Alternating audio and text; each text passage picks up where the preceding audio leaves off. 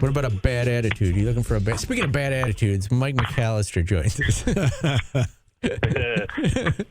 Mike, what's Without going on? any bamboo earring. Yes, yes. Your Eagles won last night. That was a defensive struggle by both teams, but good for your Eagles. That's what they've been doing all season, is winning and looking terrible offensively. Yeah. All right, let's talk some hoops. And I guess let's just start with your takeaways from that Drexel game. What stood out to you the most? It felt to me like a team that was rusty from a week off, and that once they kind of got back into rhythm, they were the same team that we saw in the first two games, just for a half instead of for a whole game. That's kind of the way it felt to me. They just kind of were a little bit off and out of sync in the first half, but I thought the defense was exceptional in that second half especially, and offensively they finally started to get things going a little bit more in the second half, but it just kind of reinforced what I think I've seen so far from this team, is that they have the potential to be really good defensively when they're completely focused on that end for 40 minutes, and they're still not great from an outside shooting standpoint, but looked a little bit better in this game, I thought, at times.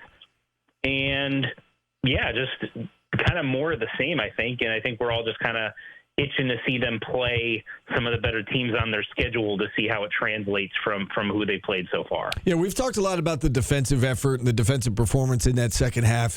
And really through these first three games, they've been very good defensively. Do you think that will translate against this better competition? The main reason I think it has a chance to is because of how long they are, and William Kyle having good shot blocking instincts and being able to jump out of the gym and running up and down the floor and playing with the energy that he does. Those types of things usually translate from regardless of who the opponent is. And just because of how long Syracuse is at every position, even when they bring guys off the bench, they're still long everywhere. They don't lose any of that.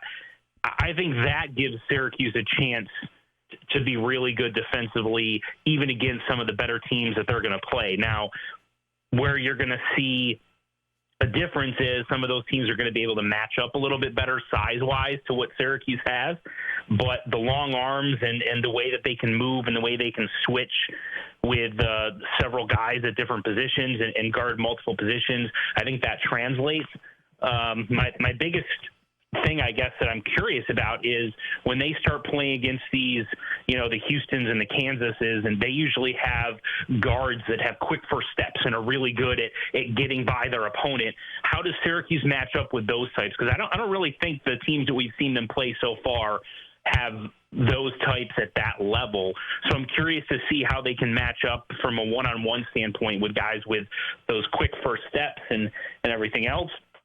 Very curious to see how that plays out. Speaking of translating to Power 4 schools, Cayenne Anthony's played great, but you watched him through high school. Is what he's doing, is he capable of doing it against a Houston or a Kansas?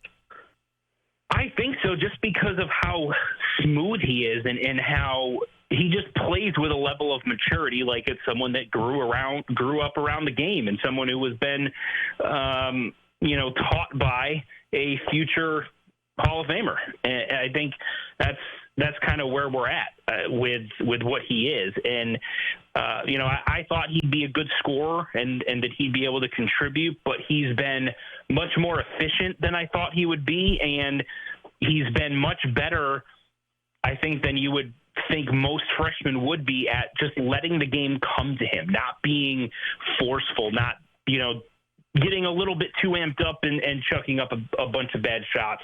He's been really good at staying within what they're trying to run, taking the shots as they come, but not forcing anything, playing team basketball. He's shown kind of a veteran grit and sort of a veteran maturity from that standpoint that I didn't expect him to have right away. That's been the most impressive thing for me as far as what he's been through the first three games. And they've been doing this without JJ, and obviously Cayenne's getting more minutes because JJ isn't there. When he comes back, how do you think that changes things with Cayenne? If he keeps playing well, they're going to have to continue to find him more minutes. Does he chew into Nate King's minutes a little bit? How do you see that situation playing itself out? Yeah, that's kind of the big question I think we have right now with this team is JJ is going to go back into the starting lineup. I don't think he gets Wally pipped here or anything like that, but I think he goes back into the starting lineup, and then what does that mean for Cayenne? Is he's going to play some 2? I think he's going to play some 3. I think the other thing they could do is it might eat into Luke Fennell's minutes a little bit, because they could have JJ slide over to the 1 and have Cayenne play the 2 at times. There's a lot of options I think that Red has, because I think Cayenne can play at several different positions, and so they'll find ways to get him minutes. But you gotta get him on the floor. There's no question. If he keeps playing like this, especially when they get to those tougher games, if he continues to shoot the ball at a high level, it continues to show this level of maturity and patience and high basketball IQ, while also scoring at a really efficient rate. You can't keep a guy like that off the floor. I know these have been 3 subpar opponents that they've played to this point, Mike, but has your opinion of this team or the expectations for this team changed in any way after these 3 blowout wins?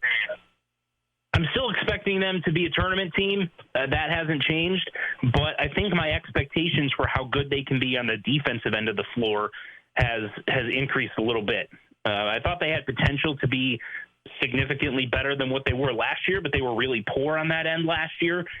And I thought with the pieces that they had, there was potential they'd be a good defensive team. But they've been even better than I think my most orange-colored glasses would have anticipated at this point. So, yeah, I think my expectation for what they could be on that end of the floor has certainly risen a little bit. But otherwise, I'm still expecting them to be a tournament team. I expect them to go down to Vegas and be competitive with Houston and Kansas and whoever else they might play. Whereas last year when they were kind of in this situation and they went down and played some of these teams in the non-conference, it kind of felt like you were just hoping they wouldn't get blown out too badly. And this one, it feels like you expect them to compete and give themselves a shot to win. I know Sadiq White got in foul trouble early, and so he sat most of the first half there. Are you kind of surprised by his minutes? I mean, nothing really surprises me all that much, to be honest with you, but a little bit just because I thought he's shown some flashes, and you heard all this buzz about how good he can be in the off season. But at the same time, with how well Donnie Freeman's playing and how well Tyler Betsy's playing, they've got a lot of guys on the front court that have been playing really well. And so at some point, someone's minutes have to suffer a little bit. You can't play everyone 30-plus minutes. So at the moment, he seems to be kind of I wouldn't say odd man out. I think that's too harsh, but seems to be the guy that's having his minutes reduced a little bit while everyone else plays well. But I still think he's going to play. I still think he's going to be a contributor, and I think there's going to be games where he's going to come in and give them a huge spark off the bench that they're going to need. You mentioned Luke Fennell a little earlier, and Bryce Zephyr's actually been playing a little more, and he was kind of a head-scratcher when they signed him. Do you see those two continuing to get minutes when you get into the Power 4 schedule? They'll still get some, yeah. I don't know that maybe as much as what we've seen. My expectation is that Red's going to, shrink the rotation a little bit, just because that's typically what happens.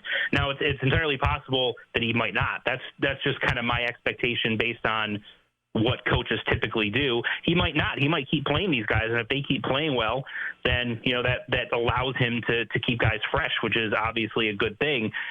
But to your point, I didn't really think that Bryce Zephyr was going to see the floor very much at all this season. And the fact that he's been out there and has played and didn't look completely lost or anything like that. He looked like he belongs on the floor and plays well with these guys. I think that's good in case you get into situations later in the season where you've got foul trouble or, a couple of guys, someone goes down. I mean, right now, JJ's out of the lineup, right, because he's hurt. So what if you have a situation in the middle of the conference play where someone misses a couple of games and then you get someone else with foul trouble? Well, now you've got a guy like Bryce Zephyr that can come in. You feel like he can at least come in and keep you in games and play well without you having this huge drop off.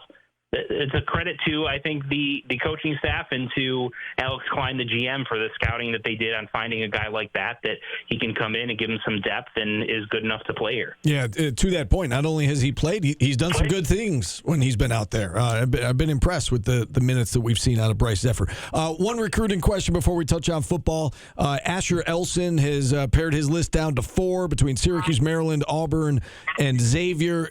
He's announcing his decision apparently on Wednesday, according to his social media. What are the chances Cuse lands him? I don't think they're going to get him, just based on some things that I've been hearing.